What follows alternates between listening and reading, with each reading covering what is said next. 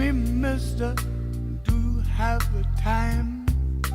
Are you so important that it stands still for you? Excuse me, mister, lend me your ear. I'm really excited about today's guest. She's a household name in the cyber world, and I'm speaking of none other than Shelly Terrell. Yes, the Shelly Terrell. Hello, Shelly. Such a pleasure to have you here with us. Could you tell us a little bit about yourself, about your roots, about your early years? Well, thank you so much for inviting me. I'm really excited to be here, and it's really my pleasure. I am Latina, and I did grow up in San Antonio, Texas, even though I've been teaching in Germany for the last 4 years English. And one of the reasons I became an English language teacher is because of my upbringing and background.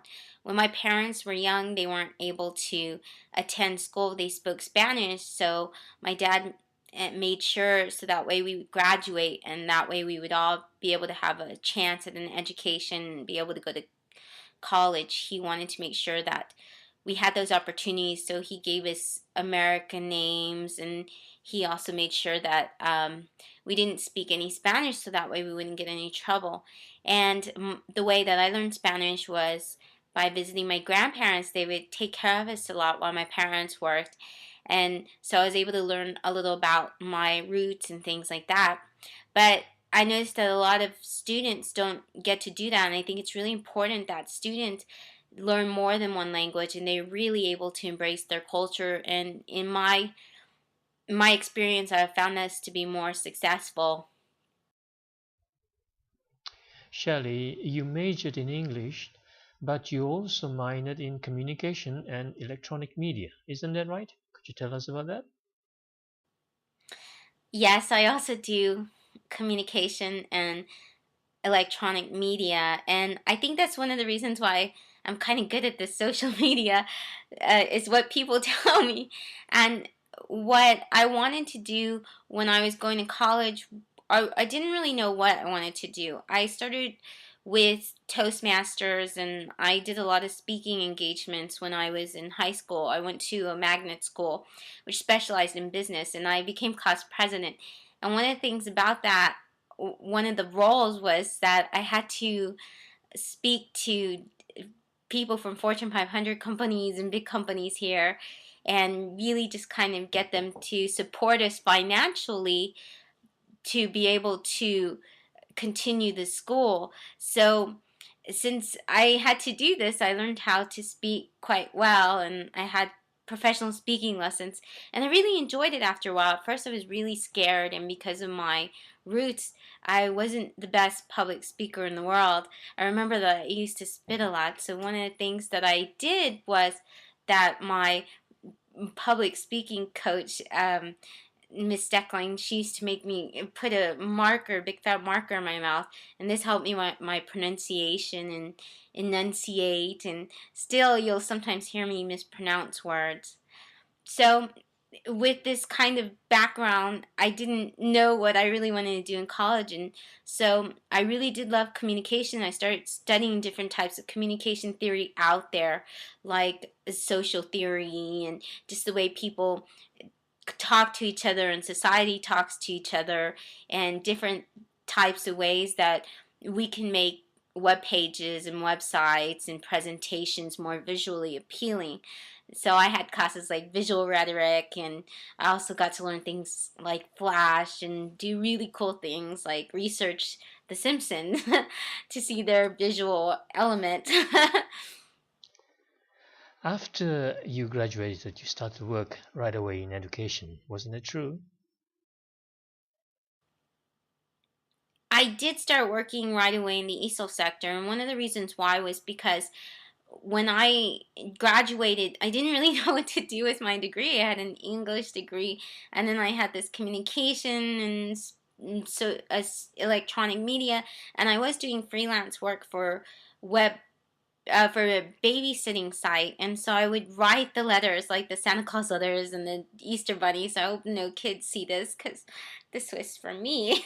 But one of the things I also did was I helped them develop their newsletters and things like that. But that didn't really pay all the bills. So one of my friends knew that I knew some Spanish, and they were teaching at a summer camp at the University of Incarnate Word, and they had students, many from Mexico, but from other countries as well, like Taiwan, and they they asked me if I would volunteer. Well, I volunteered the first day, and what happened was they hired me right away because one of the reasons they were teaching English to the students, but they couldn't do any of the administration work because they didn't understand the Spanish. So I was able to jump in and help them with the administration work with the parents. So they hired me right away, and then I just kind of stayed there for a while until I moved to Germany.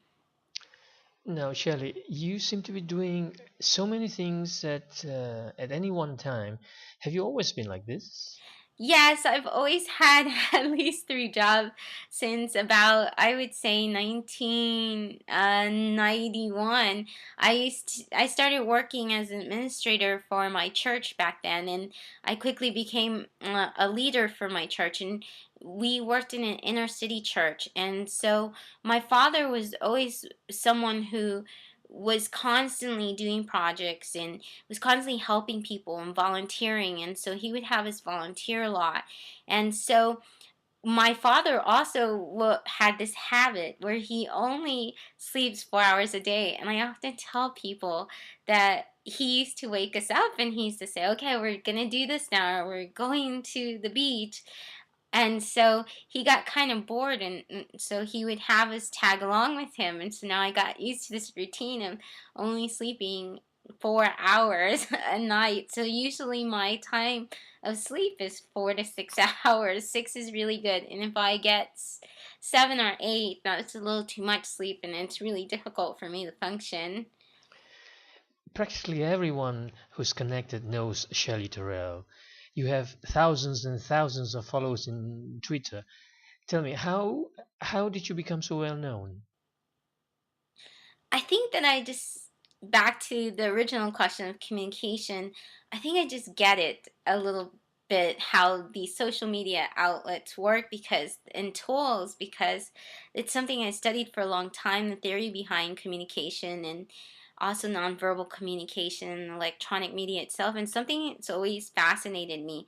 I love I love I'm a big humanitarian, but I'm really love the way that people collaborate, and I really believe this is an important skill that isn't really taught in schools. I don't think students get enough opportunities to be able to connect with peers worldwide.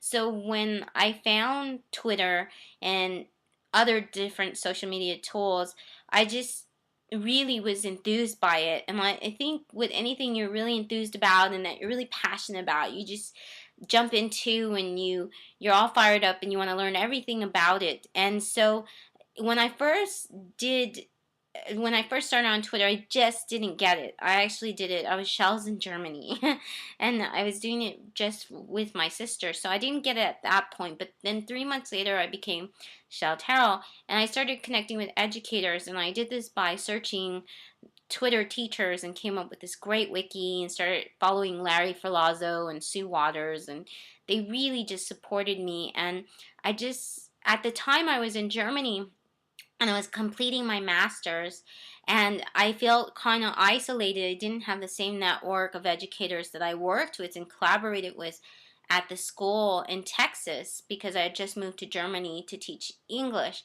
And so I felt really, really, really kind of like I wanted that. I wanted to be able to collaborate and do just great things like I was able to do before when I was in San Antonio. But when you move to another country, you don't necessarily have the people, the resources.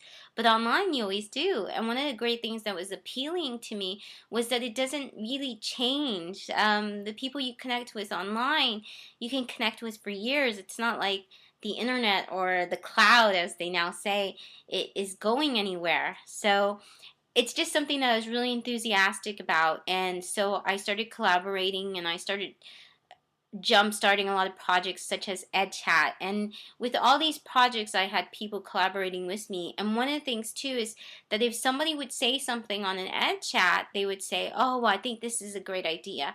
Well, I'm one of those people who say, "Okay, let's do it, and I'll help you start it." And so I help kind of mentor and start many, many, many different global projects out there. And that's something that I continue to do, that if anybody asks for help, that I'll really try my best to find them resources, or find them somebody to connect with, or figure out a way to help them come have a successful collaboration project.